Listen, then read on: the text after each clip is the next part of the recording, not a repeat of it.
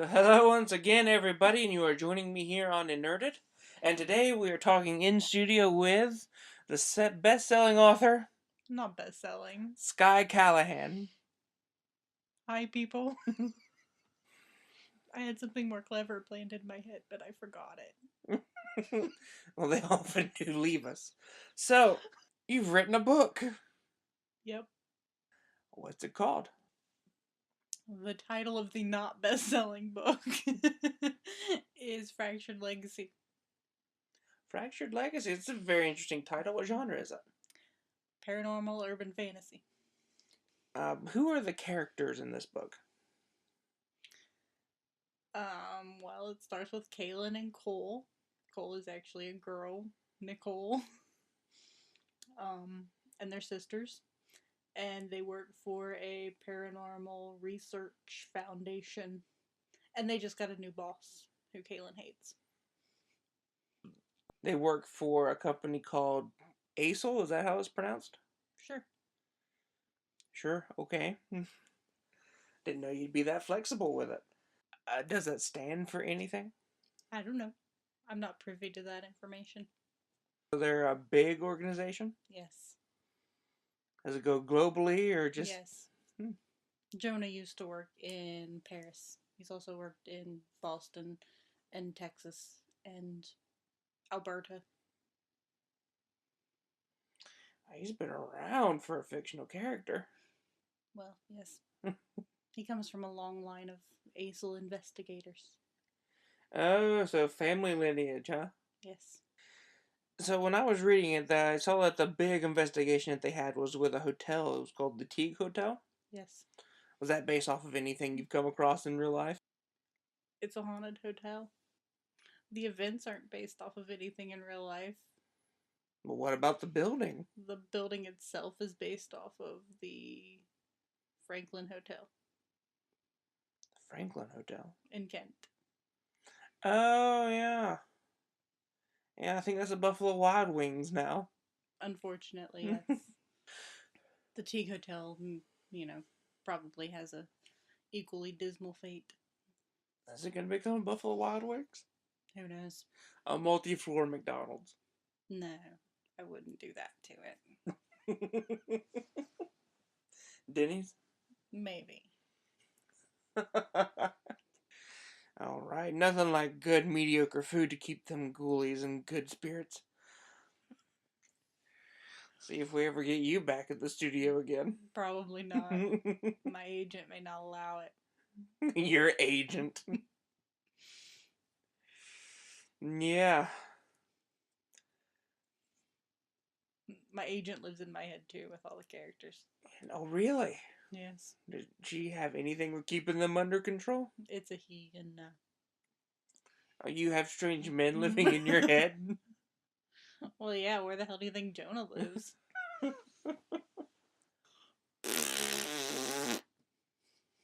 Probably gonna keep that in. That's not nice. So what got you interested in writing paranormal? It just happened. That's it? Kind of. I read No. R.L. Stine when I was a kid. He was my hero. He wrote about ghosts and people sticking their hands in garbage disposals and having them chopped off. Things like that. I always thought I was a bigger fan of, like, Are You Afraid of the Dark and things like that. Well, that came later for me. I was in, 6th grade by then. I started reading Fear Street in, 2nd grade. Yeah, I read some of the Goosebumps books when I was younger. I didn't read Goosebumps until he came out with Choose Your Own Scare. Goosebumps was always too kiddie. Yeah, that's what I thought about him too. Even way back then, even though I was only in like elementary and middle school, they still weren't really my cup of tea. Fear Street, however, was awesome. I don't know if I really had a chance to read any of those. So did I read right the other day that he's trying to do more for the Fear Street saga? He is starting a new Fear Street saga, yes. So you're gonna try to pick those up whenever they come out? Of course. I hope they're better than his adult books. I tried to like the adult books. Well, yeah, I think that nostalgia always plays a part in everybody's choosing of things. Well, yeah, but the adult books still didn't seem very adult. The kids were still the focus of the story. I think that's just his niche. You think he prefers writing for children? I think he lives in little kids' heads and That's a scary thought. Heard it here first, kids. Well, he is from R.L. Ohio. Stine is Freddy. He is from Ohio. Ohio people can do strange things. I didn't know Ohio gave people superpowers. It's Ohio. I've lived here since I was 6 and I can't do shit. You weren't born here. That's the problem. You have to be born here. And then become a Oh, famous it's like author. all the nuclear waste and stuff that comes through the river. Is that the problem? Who knows? You know, the local river here has been on fire like 3 times now. Yeah, but that was a while ago. Back in the 80s when everybody was crazy. Compared to like the 90s and 2000s when everybody's still crazy, but you know. Yeah, and what, there's just less fire now? Yes. There's more water in the river as opposed to toxic chemicals. More water is good. It is. And you just gotta be in fear for all the little turtles that like to swim around in the water. And the canoers, they get stuck. So is there any, I don't know, personal experiences that you've had or family members have had or has happened in family members' homes? Not in Fractured Legacy. Well, that's good. I'm not talking about in Fractured Legacy. Oh. Doesn't everybody live in a haunted house? What about in your family? They live in haunted houses. All of them? Well, mom lives in a haunted house. My grandparents live in a haunted house. It's pretty much all of my family, yeah. How? Really? So, like, how in depth are these hauntings? Well, I don't know. According to my sister, somebody whispers for her to kill people in her sleep. And there's a little fire ghost in their house. Apparently, it plays with my niece's toys. She doesn't like it. I can see why. I mean, those little ashy handprints everywhere. Well, it doesn't leave handprints. It plays with them in the middle of the night and makes noise. Would you want somebody turning on your toys in the middle of the night? I don't think so. Okay, so what's going on at your grandparents' house? I don't know. There's a ghost that wanders the hallway. Hallway singular? There's only one? Well, yeah. It doesn't like any other room? Not that I'm aware of. So it's a specialist. I guess. It just runs down the hallway. When you were a kid, what did you used to watch? I don't know. There are too many things. Well, let's see if we can name them down. Is there a certain cartoon? I don't know. Okay, well, let's work through this then. You were a child of the 80s, just like myself. Okay. So, cartoons from the 80s did you watch? Jim. Yes. Okay. Do you think Jim could use to have a remake? Nothing could use to have a remake. Oh, really?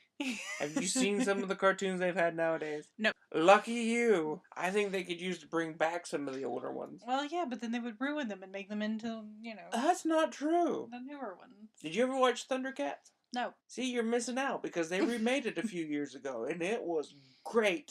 It didn't last long, but it was great. They also remade Tomorrow People, and so far it has not been great. It's only had a few episodes. Well, I'm just saying. And honestly, who really remembers the first run of the Tomorrow People? Yes, I know you do, obviously. I remember it a little bit. I watched reruns, but They I were- remember it. They were on an island, right? Sometimes. And in this newer one, they're in like the middle of New York. I don't know where they are. They're in a city. There are subways. I don't know. It doesn't hold my attention that long. Don't they live in one now? I don't know. It doesn't hold my attention that long at a time. The dude that plays the bad guy is awesome, though. He was also in what is that other show? Being Human. Yeah, that's it. Yep, he was Aiden's maker. I really like the American version of that show. Being Human's a pretty good show. It is. I don't really like the British version of Being Human. It stopped making sense. Yes, Not very that quickly. It ever made a whole lot of sense to begin with. Their lore was a little confusing. Yeah, it was very confusing. And then they just, not only the lore, the stories just got way, way out there. I have no idea what's going on now. It was too painful to watch. Yeah. Besides, they killed the vampire. Who wants to watch it without the vampire? You didn't like her for the ghost of the werewolf? Not that the werewolf really stays that much in it anyway. Okay, you seem like a person who might be a somewhat Whovian. I know not of what you speak. Yes, you do. I can see it on your face. Who's your favorite Doctor? Christopher Eccleston. Yeah, I agree. I like him a lot too. It was a really good choice to start off this whole new series they had going.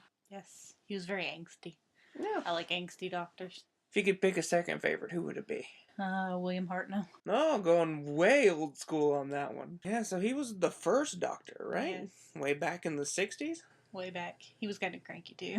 Yeah, well, he started out as a very old man. And then the newer Doctor, he's a more of an older man now. Because Peter Capaldi is in his early 50s. Well, I don't think he's officially the Doctor yet. Well, no, but it hasn't happened yet. He'll be taking over in December. Technically November. Whenever it's the Christmas special. Doesn't that happen in November? It happens whenever BBC deems it to be. I think it happens like November 24th. Have you seen Peter Capaldi and other things? Probably. Doctor Who. Who was in Doctor Who? Yes, he was in Doctor Who. Already? Yes. Where? He was in the episode. Oh, right, the Pompeii yes, episode. Pompeii. Yeah. I remember that now. This is kind of an interesting episode. It's funny, he was in the show, and then he was in, what was it, World War Z, where he played Who Doctor? Yes. So that was the World Health Organization. Yes. He was also in that crazy British movie that I have no idea what the name of it was. He cussed a lot. Well, that was a TV show. No, that was Think of it. That was a movie. The thick of it, I think, is what I'm thinking of. I don't know. He was some sort of politician. Yes. Yeah, that's the thick of it. I don't know, I've seen him in a few things, and I really like what he's in, and I think he could do a really good job if people would give him the chance.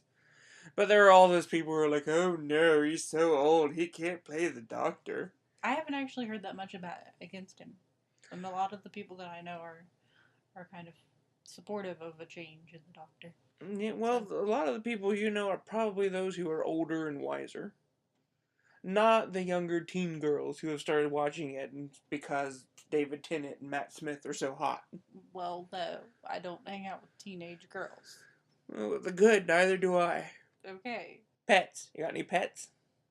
I have ferrets. Ferrets?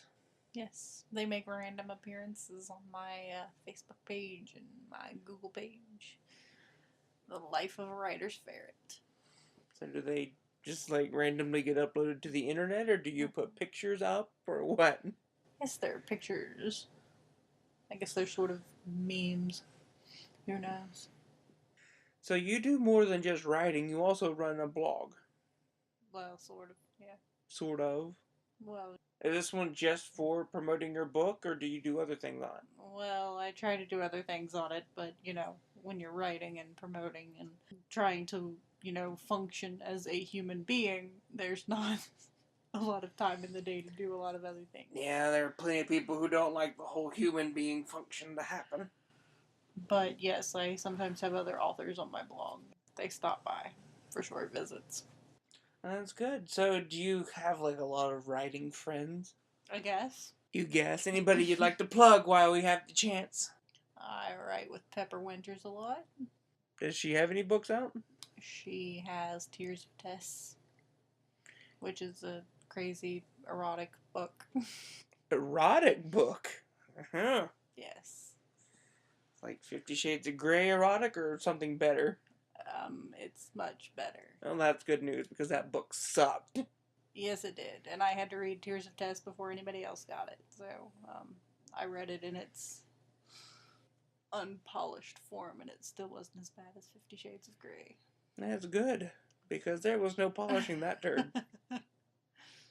Yeah, maybe if they cut out all the emails, it would move it forward a bit. Yeah, forward motion was the problem. But there are lots of other writers that I hang out with, too. So do you guys, like, help each other out? I mean, you say you do things with Pepper. Are there other things that you do with these writers? Like, do you often send them to critique things? Do they beta read for you? Do you just have, like, a little club? We don't have, like, a formally established club. But, we hang out online and talk about our books and share our problems and solutions and critique each other's work. Just making sure you stay golden. Alright, so is there anything else you'd like to tell the listeners before we leave? My book, Fractured Legacy, is available on Amazon for e-reader and paperback. And if you buy the paperback, you can get the ebook for free. Alright, well, all links will be in the description below. And I will talk to you guys next time.